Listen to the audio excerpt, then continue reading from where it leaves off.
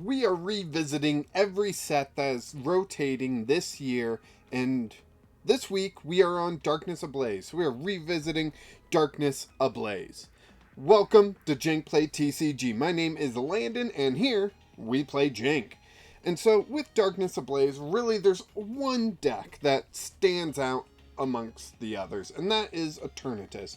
Eternatus kind of ruled the format for a little while there. It was definitely one of the best decks to come out of the Darkness Ablaze era, so it's really difficult to look at the deck look at the set without bringing up Eternatus.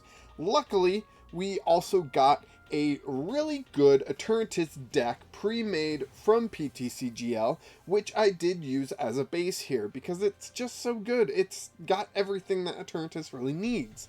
Also, at the, oh boy, what tournament was it? Knoxville, I believe it was a regional. Eternatus came second place, kind of shocking a lot of people, including myself. I was not expecting Eternatus to really show up in a current tournament. So Eternatus kind of has its own spot in the meta right now.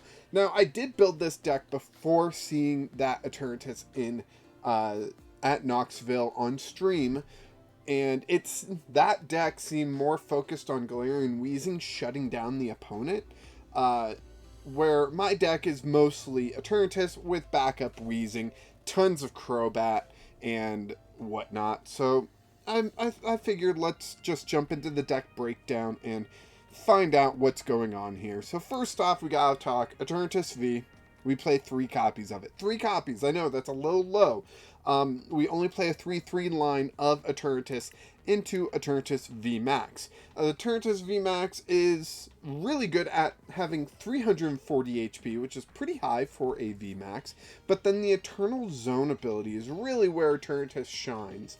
If all of your Pokemon in play are Dark type, you can have up to 8 Pokemon on your bench, and you can't put non-Dark Pokemon into play. So that's pretty amazing, right? You can have up to 8 Pokemon in play as long as they're all Dark type. We're playing nothing but Dark type, so we don't gotta worry about that.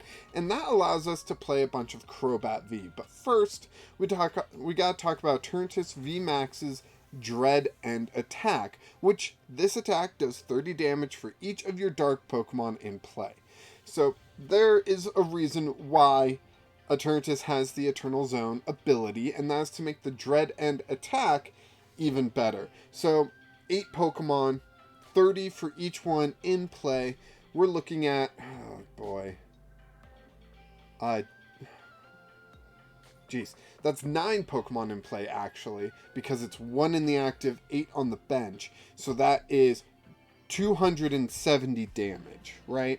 And then we've got a Galarian Zigzagoon, so we can do a 1 damage ping, which is exactly how much HP Lugia V-Star has, so that's pretty nice.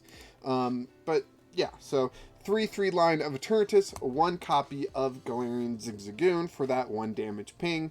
We've got 3 copies of Crobat V, because Crobat V is an amazing draw Pokemon, and with the Eternal Zone, we can play a lot of Crobat V. Not on a single turn, obviously, but a lot of Crobat V to help us draw through our deck. Then I threw in 2 copies of Crobat VMax, because Crobat VMax works really well as a backup attacker and as a deterrent of gusting up Crobat V to grab 2 quick prizes, because you evolve into Crobat VMax. Now the guy hit 300 damage, and that's a lot, and is it really worth it to go through all that trouble? So, you know, some copies of Crobat V. I've already mentioned that we play Weezing in this deck, so let's go over that real quick. We do have the 3 copies of the Koffing with the Ascension attack, which as an attack lets you search your deck for a Pokemon that evolves from this Pokemon and evolve into it, which can give you the Galarian Weezing neutralizing gas ability really quick. As long as this Pokemon is in the active spot, your opponent's Pokemon in play have no abilities except neutralizing gas. So you can turn off your opponent's abilities, and hopefully you can still use your own, since hopefully they're not playing Galarian Weezing. And that will let you play Crobats, it will let you use Eternatus VMax, and then also Galarian Weezing has the severe poison attack. Your opponent's active Pokemon is now poisoned. Put 4 damage counters instead of 1 on that Pokemon during Pokemon checkup. And that actually plays into Radiant Hisuian Sneasler here with the ability Poison Peak. During Pokemon checkup, put 2 more damage counters on your opponent's poisoned Pokemon. That means Galarian Weezing can do 60 damage between turns, which is pretty nice actually. And yeah, makes Weezing a little bit better. And then we've got a 1/1 line in here of Umbreon V to Umbreon VMAX as an ability-based gust. Something that does come in handy, and the great thing is that Umbreon V can just kind of sit on your bench until you need that gust. Then you just play down the Umbreon VMAX, use the Dark Signal ability, gust up the Pokemon you need to KO, and KO it. Yeah. So for energy line, very simple. We just got 6 basic dark energy and the 4 hiding darkness energy. Max copies of the hiding darkness energy, and then the 6 basic dark energy in there to help pad out the numbers a bit. We do play 4 copies of Dark Patch, so that's why we are playing the basic dark energy. Dark Patch will let us accelerate some energy from the discard onto a bench dark Pokemon and set up these bigger attackers a little bit easier for us. We've got, let's just start up here. 2 copies of Piers. Lets you search for dark Pokemon and a dark energy, or just a energy actually, but it does let you search out for that hiding darkness energy. We've got 2 copies of Escape Rope, so we can get things out of the active, things into the active. Because we're playing Galar Mine, Escape Rope becomes a very interesting decision for our opponent. And then we have Hiding Darkness Energy, which gives our Darkness Pokemon free retreat. So this Galar Mine doesn't affect us nearly as badly as it affects our opponent. We've got 2 copies of Avery, because people like to build up big benches, and Avery can really destroy that. So Avery's just helpful all around, really. We have 3 copies of Marnie, because I find the shuffle draw to be very powerful in this deck. We've got Crobat V for better draw if we need to, so we can play Marnie and a Crobat V to get more draws if we really need to. And so I went higher end on Marnie and lower end on Professor's Research, which I only played 2 copies of. Discard your hand, draw 7 cards, the most powerful draw card in the game. But if you play it too much with Crobat V, you tend to deck out really fast. So I only went 2 copies of Professor's Research. We do have 3 copies of Serena, because not only the discard and draw is nice to have, but another gusting option. So we have Escape Rope, we have Serena, and we have Umbreon, all to just mess with our opponent's side of the board to try to get the most favorable outcome for ourselves. We've got 1 copy of Hisuian Heavy Ball, just to get what we need, really. If something gets prized, hopefully we can grab it as long as it's a basic. 3 copies of Evolution Incense, really just for space. You'd want 4 copies in there if you could find it, but I couldn't, so we just went 3 copies. And 4 copies of Quick Ball, because Quick Ball's needed to get your basics. Can search out Crobat V, 4 extra draw that can help you find what you need. So 4 copies of Quick Ball. And that's the Darkness Ablaze deck. A pretty straightforward Eternatus deck, I feel. Very heavy on the Pokemon count, but Eternatus kind of needs that. So let's go ahead, get into test deck, and see how this functions, right? Just gotta check something on my phone real quick, sorry. Alright, so go ahead and flip a coin. Tails, we picked the Eternatus deck box, sleeves, and coin just because it's thematic. We got heads, so our opponent gets to choose who goes first. Clearly they will. The AI always chooses to go first, as far as I know. Alright, let's see. We did not get a basic Pokemon, so we will mulligan. We're playing 21 Pokemon. At least half of those are basics. slightly more than half, I believe, and we did not pull one of them. Alright, so we started just Eternatus, 2 Dark Energy, we do have an Eternatus VMAX, and 2 Crobats in hand, so we're looking pretty good. They started Crobat V, there's the AI for you, not really understanding that, but it's what they did. We get another Darkness Energy, Evolution Incense, we don't really want to find anything. We've got 1, 2, 3, 4, 5, 6. So if we burn the Evolution Incense and play down a Crobat, we will draw 2 cards. Might as well, though. Right? Right now we can check the deck, see if we're really missing anything. Looks like we're missing a Koffing. Yeah.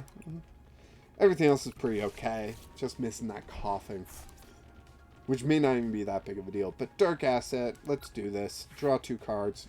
A Koffing and a Dark Patch. So if we had a way to discard a Darkness Energy, that'd be pretty cool. But we don't, but we can use Power Accelerator to accelerate 1 energy. I'm going to throw that onto the Koffing just so it can be ready to go when it needs to be.